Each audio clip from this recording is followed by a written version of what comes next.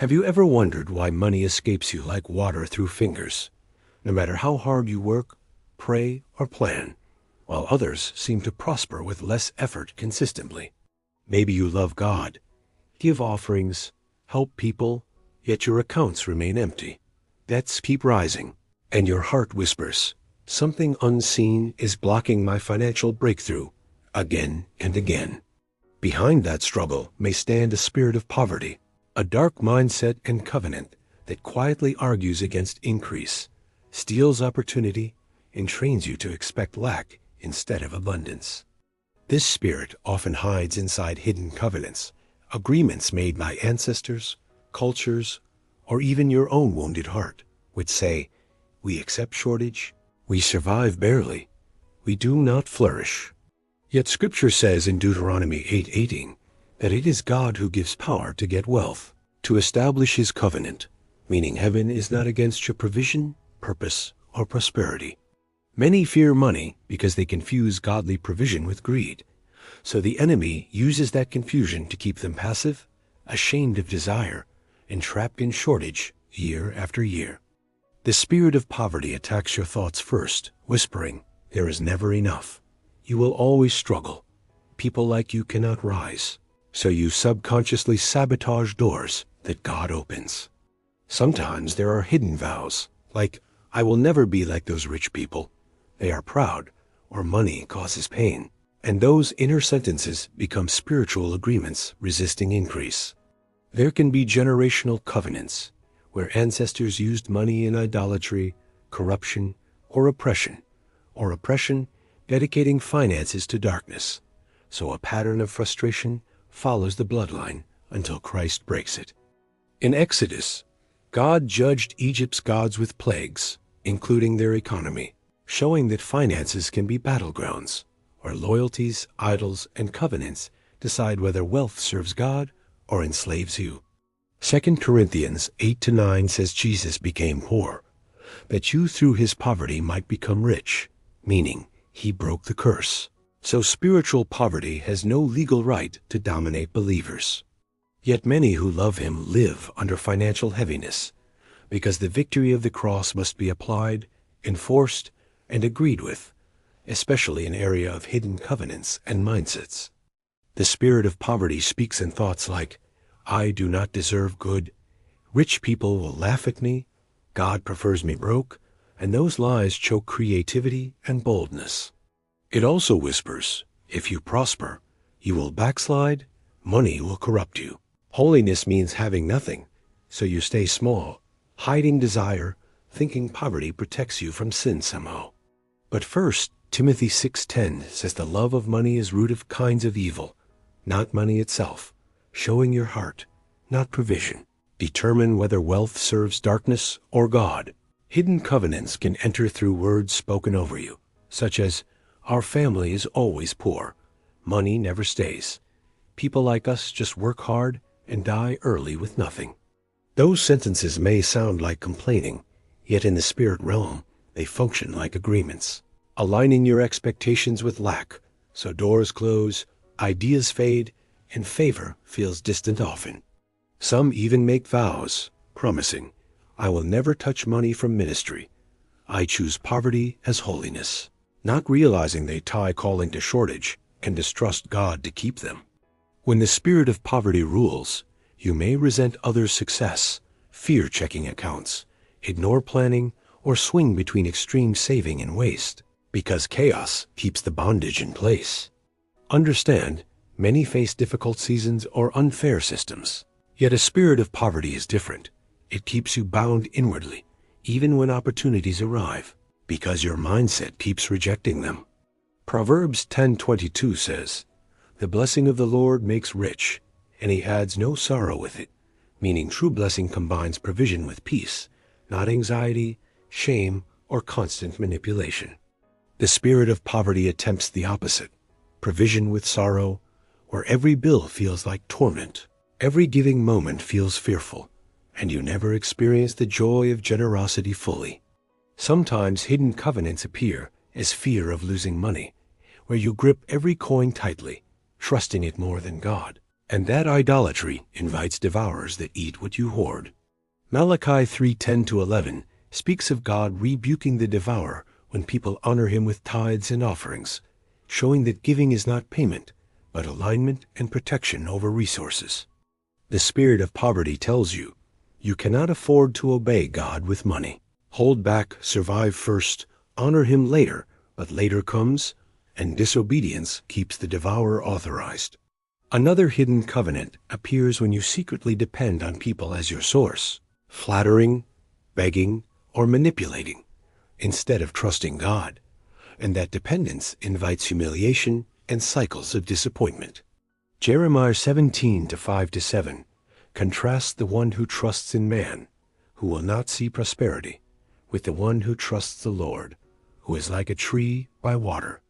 The spirit of poverty pushes you toward trusting man than God, then uses their failure to deepen your hopelessness, saying, "See, no one helps you. You are destined for struggle." There is agreement with laziness, where you avoid diligence, yet claim God will provide somehow, refusing planning or excellence. And that irresponsibility becomes a covenant of poverty in daily choices.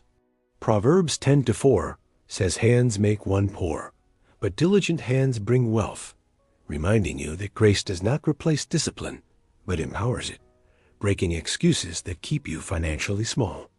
In some families, money was gained or protected through rituals, charms, or witchcraft, dedicating finances to evil altars. So every generation enjoys gain, then sudden losses, accidents, or strange setbacks. Through Jesus, you have authority to renounce covenants, declaring that your life, work, and income belong to the Lord alone.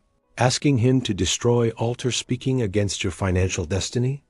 Revelation 5:10 says he has made us kings and priests to God, and we shall reign on the earth, showing that ruling includes managing resources wisely, not living in begging. The spirit of poverty lies, saying, holiness means requesting help, never having more than enough, so you feel spiritual when broke and guilty whenever you begin to experience breathing room. Yet 2 Corinthians 9-8 says God is able to make all grace abound toward you, so you always having sufficiency in all things may abound to every good work generously. This verse reveals heaven's pattern. God supplies enough for your needs and more for your assignment. So the question is never, can I be rich, but can I be trusted?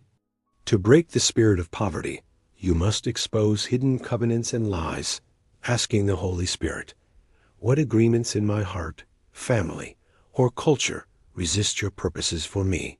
He may highlight painful memories connected to money, embarrassing moments, unfair rejections, or specific phrases you believe, and those memories are often doors where the enemy attach shame and fear. When he reveals them, do not argue, agree with his light, confess your participation, forgive those involved, and renounce every lie, vow, and covenant, breaking the contract in Jesus' name. You might pray, Lord Jesus, I repent for believing that poverty is holy. I renounce that vow and every covenant with lack, and I receive your truth, provision, and stewardship. Ask the Father to cut every generational tie to poverty, to cleanse your bloodline by the blood of Jesus, and to rewrite your family story concerning money, work, and generosity. Next, replace lies with Scripture, declaring promises like Philippians 4:19, my God shall supply your need according to riches in glory by Christ Jesus, until your heart believes his faithfulness. Also speak Deuteronomy 8:18. It is he who gives you power to get wealth, that he may establish his covenant, reminding mind that increase serves purpose, not ego or competition. Let God renew your identity, because the spirit of poverty says you are worth your paycheck, whereas Scripture says you are a child of God, heir with Christ, carrying inheritance.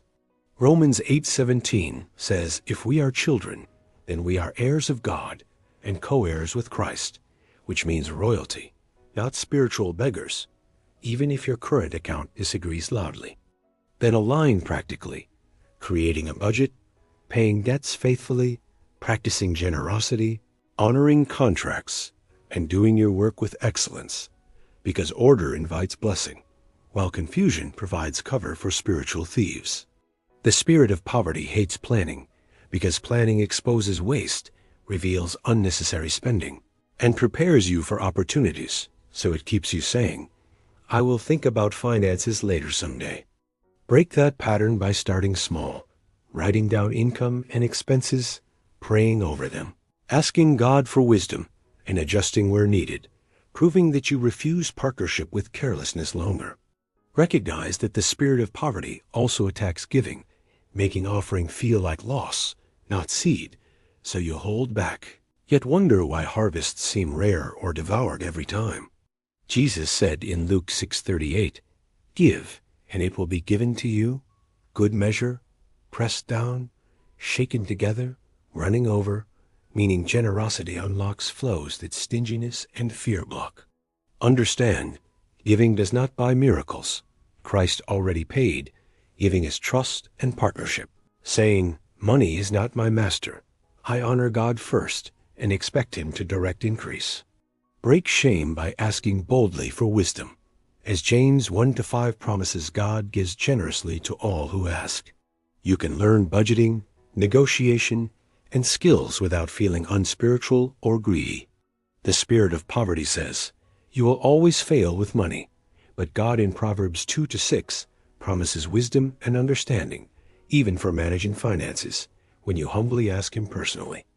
You build a covenant of provision by honoring God with first fruits, working diligently, stewarding faithfully, blessing others, and refusing partnership with fear or greed when money enters your hands.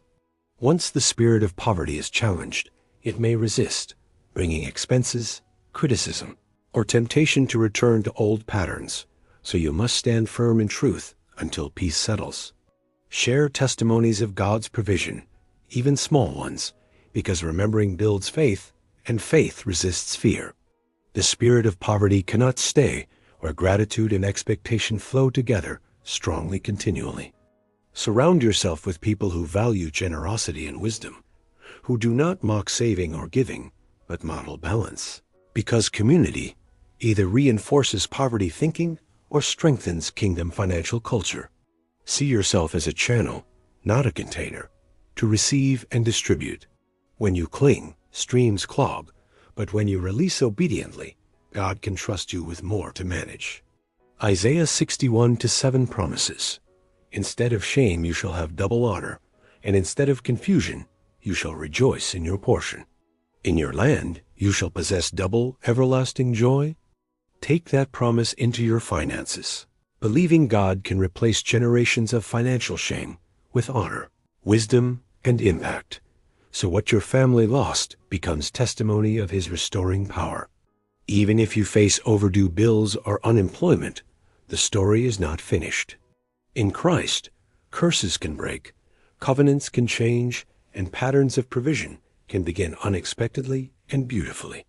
Keep your eyes on Jesus, not on money itself, because if wealth becomes your obsession, you change demons, trading poverty for greed, while still missing the peace of trusting God. Jesus gave the order in Matthew 6:33, "Seek first the kingdom of God and His righteousness, and all these things shall be added to you, including what you need materially."